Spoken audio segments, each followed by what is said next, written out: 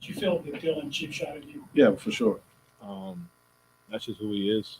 We've seen it a bunch in this league with him.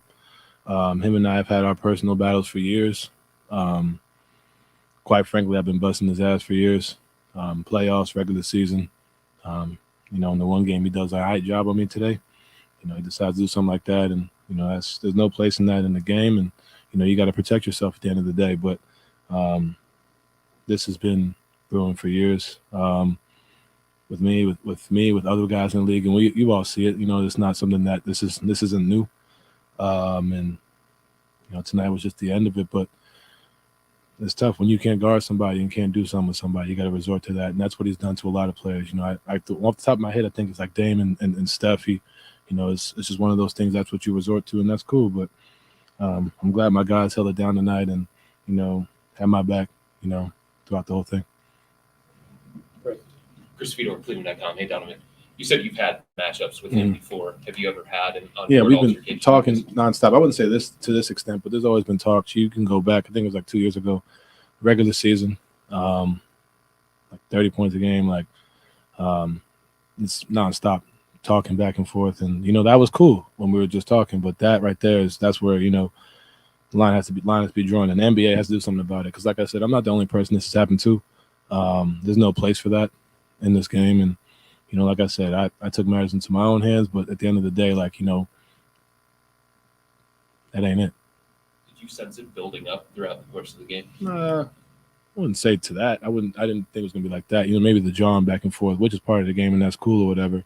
But like I said, when you have a cheap shot like that, because there was no need to do that. You know what I mean? So I wasn't expecting that, and then that's just how I reacted. But like I said, if you just can't guard somebody, then just say that and just get a switch. You know what I mean? Like, that's what it is. But it is what it is. Danny Cunningham, ESPN Cleveland. Do you think that the punishment was handled correctly in terms of, do you think you should have been ejected after that? I don't know. I mean, honestly, I figured I would be just because of the escalation of the situation. If anything, I thought it would be for the push, not the throwing of the ball, but, I don't know the rules to that extent. I'm not typically someone who gets ejected for stuff like that. But, at the end of the day, I think my reaction was honestly just for me reacting to a cheap shot. You know what I mean? And I think it's, like I said, this has been a habit for years, and this isn't new to anybody in this room. If punishment doesn't come from that, it's just going to keep doing that, and I really don't. It's just dumb, to be honest with you, just dumb. And like I said, it's just dumb. And, I'm going to appeal it because I don't think I should have got ejected for defending myself, to be honest. Do you think that Dillon should face further punishment from the league for this? And if so, what should that be? I'm not going to say like, oh, it should be this, it should be that, but it should be something. Like I said, this isn't just a Donovan thing. This has happened to other players throughout this league. And it's bullshit, if we're being honest with you. It's complete bullshit. There's one thing, you got Ja, you got Bane, you got Jaren Jack. Those guys, like, they talk shit, and that's fine. Like, that's all part of basketball. We all grew up playing that way. But when you start doing little cheap shit, like, that ain't it. And that's honestly where my frustration lies. It's not about the talking back and forth. That's whatever, the extra bumps, whatever. That's cool. But when you start doing little stuff like that, like, what are we really doing? Kelsey. Kelsey Roos of The Athletic.